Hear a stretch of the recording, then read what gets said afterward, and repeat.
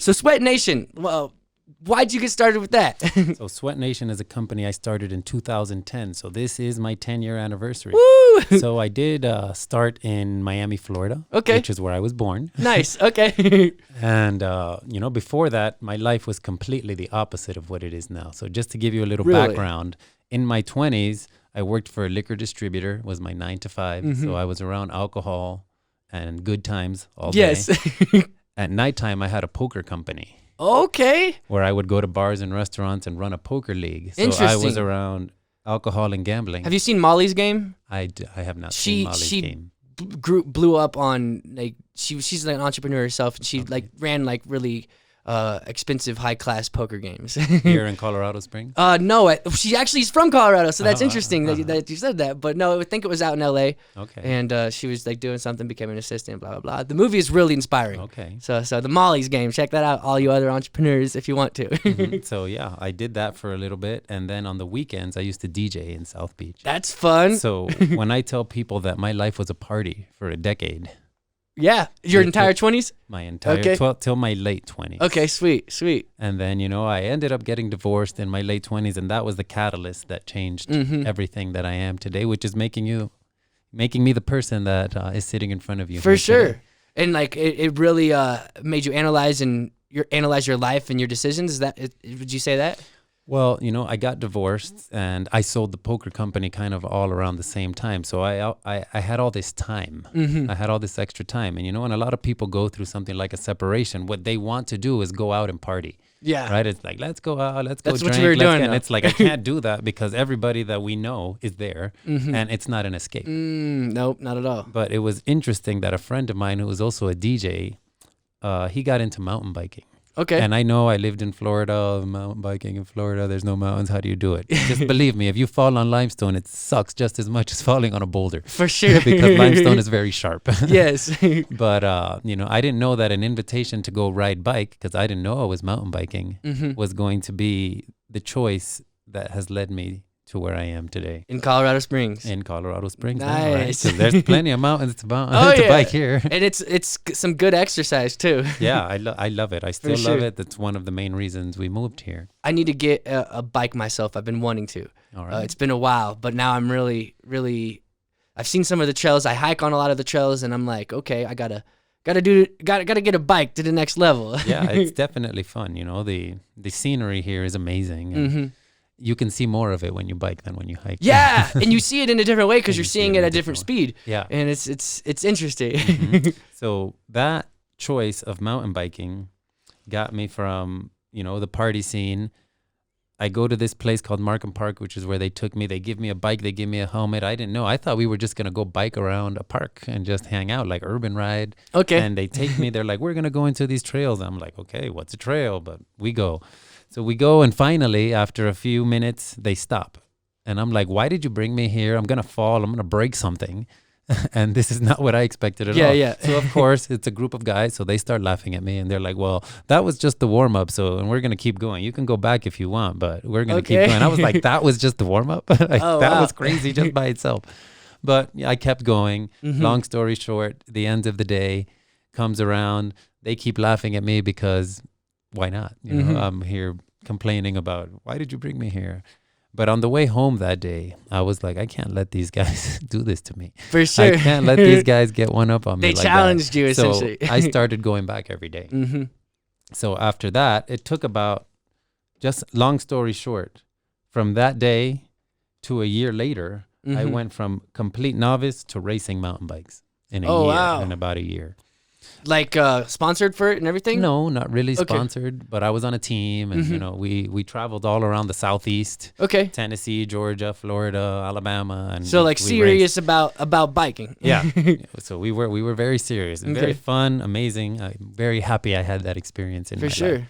But in that journey of that year, around the third month, I had lost about 30 pounds. And not that I was even overweight, but my life before, alcohol, party, looking back, a life of inflammation, Yeah, no, for sure. was not the same thing as biking every day for 10, 20, 30 miles and, going to super active from being not sedentary, but not high intensity. Yeah, like yeah. that. So I lose 30 pounds. I look at myself in the mirror one day and I'm like, I'm way too skinny. I have these legs Yeah. because I'm biking, but I look like a Tour de France rider. Like my arms are super skinny and my upper body is very skinny. And I'm like, I don't like looking this way. So I went back to my mom's house because my stepfather, ever since he's been in my life, he's been like a bodybuilder type person. And if we go to my mom's garage still today, there's a power rack, a squat rack. So I was like, well, let me go back to where I know I can build some muscle. Yeah. So I end up hanging out at my mom's house more. And a few weeks, months after that, I'm starting to gain some weight again. I'm looking phenomenal. But, you know, I was in my late 20s at that time. And what does a guy in their late 20s want to work out? They want to work out those vanity muscles. Oh, for sure. Right? Yeah. Chest, abs, biceps, triceps. There's no thought to how the body actually works. So with that being said, eventually what ended up happening, which started to affect my racing of the mountain bike, was I could not lift my right shoulder anymore because the pain was waking me up at night. I could What kind of pain? Like, it was like a sharp stabbing pain in my shoulder. because you weren't lifting right, bad form? We're going to get there. Okay. We're going to get there. Because at that time, I was not very mindful of what I was doing. I was just doing because I was doing it for the reason to look good, for vanity, not for durability. For sure. Right? So it's different. Yeah, yeah. So I do that and I go to the doctor because I still worked for the 9 to 5 liquor distributor. I still hadn't switched my life over yet. Okay. So I go to the doctor. The doctor I go and he tells me, well, you know, we can give you a cortisone shot and, you know, that should be fine. So, of course, I'm like, okay, let's get the cortisone shot. Boom. I get it. 2-3 days later, pain goes away. I go back to doing exactly what I was doing before because I was looking good. Yeah, yeah. So I'm like, you know, I don't want to stop. For sure. You know, I'm riding the momentum. And then a few weeks after that, my left shoulder decided to say like, hey, well, you know, now it's my turn. Oh, and I yeah. was like, whoa. I Something's- go back to the doctor. And what did the doctor tell me? Let's give you a cortisone on that side. But then he tells me after that, if you come back again, we're going to have to go in and see what's going on. And at that point, I was like, well, I don't You know really what's going want on deep any inside. going in. You know? Like, I don't want any going in. So there's got to be a way to figure this out. There's got to be a way. There's people who get injured, like athletes, right? Athletes get injured all the time. And yeah, sometimes they have to have surgery, but sometimes they don't. So what is it that they're doing? So I did what all of us do. And I went to Dr. Google. Nice. Right. The thing with Dr. Google is Dr. Google is full of information. Now, the issue is when you don't know what you're reading, that information could be good information. It could be bad information. It could be misinformation. It could be in just informing something you already believe. Yeah. And that's not right. Yeah. Like, It's that's just information. Yeah. And I didn't have the vocabulary that I needed to understand you. But I kept slogging through, like, you know, how do you fix a shoulder without surgery? How do athletes, you know, come back from injury without surgery? Just started reading. And it took me 1.5 years, but I was able to fix my shoulder. Now, the light bulb moment that brought it all together for me was, you know, a couple of months after starting that journey of trying to heal my shoulder, I came across an article that put it all together. That was just like all the puzzle pieces fell together and the light bulb turned on. And I Right was timing, right. Everything is got perfect. And that article was named The Joint by Joint Approach to Training by a coach named Michael Boyle, who's out of Boston. Okay. A little background on Michael Boyle. He was the coach of the University of Boston when they won a national title. He was the coach for the Boston Bruins when they won a few Stanley Cups. He was the coach for the Red Sox when they won. Okay. So he's obviously doing something. So he knows some things. Yes. And I've actually been to his gym and been to that area and, you know, met him just to be like, whoa, you know, I went to a seminar. Nice. That's all cool. that fun stuff. So that article finally put it together, joint by joint approach to training. And the main idea of that article is that if you would like to have a durable body, you do not train muscle groups and muscle pieces. You train for joint integrity. Okay. Right? So obviously my joint was not having integrity with that pain that it was having. So what I figured out after that was because I was working those vanity muscles so much, I was working too much of my front muscles, not enough of my back muscles. And Couldn't really support it. but we're creatures of adaptation, right? So what ended up happening, because I was only working the front, is the front got really tight. The back was not strong enough to pull back to keep me centered. So my AC joint got out of place. And eventually my clavicle, every time I lift up, it was so out of place that it pushes down. Yeah, yeah. Because there was no space for it to go anywhere else.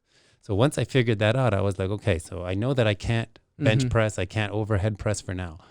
So I just did a lot of stretching of the front, did a lot of strengthening of the back until eventually, again, it took me a year and a half, but I was able to move my shoulders, no pain. And I was like, this is amazing. Yeah. So then at that point, the light bulb turned on again. And I was like, well, now I need to learn about every single joint, because I know so many people in the world that have knee pain and hip pain and shoulder pain and back pain. And it's like, if I can figure these things out, I can provide value to people. And that's when I decided to switch to becoming a personal trainer and begin SweatNation. Sweet. And you've been doing it for a decade now. That's a great achievement. Yeah. Most businesses, fail in the first 5 years, and then like 9 out of 10 after the next 5 years. Yeah. So congrats on that. Yeah, thank you. It's definitely been it's a labor of love for sure. For sure. Yeah. You obviously love it, and I'm picking up like your personality is you see something and you go for it. Yeah. You went to go see the guy in the book. Yeah. You saw you wanted to fix your body, and you fixed your body. So that's like a personality trait. That's an awesome thing to have. Yeah, what do you think really drives that? It's a practice, but I'm going to take that practice back to the decision to mountain bike. Okay. That again, at that point, I did not know that decision would be the catalyst to making me who I am today. And the reason I say that is because now today, I really practice trying to be a mindful person, trying to be a person that's in this moment, because I understand now that the only guarantee is this moment. For sure, yeah. So you and me here is the only thing that I know for sure. And even then, if you ask Elon Musk, he might say it's a simulation. Yeah. But for sure, I can't control if it's that. a simulation, it still feels real. So it still feels real, and it's happening right here, right now. Yeah, exactly. So, now I'm a holistic health coach, which is more layers than a personal trainer, because I've added all these other things that I've learned. But that choice to mountain bike back then was the beginning of being mindful and present. Because when you mountain bike, you have to be mindful and present. Because if you let your mind start to wander, what's going to happen is you're going to wander into a tree, a rock or something uncomfortable. Yes. So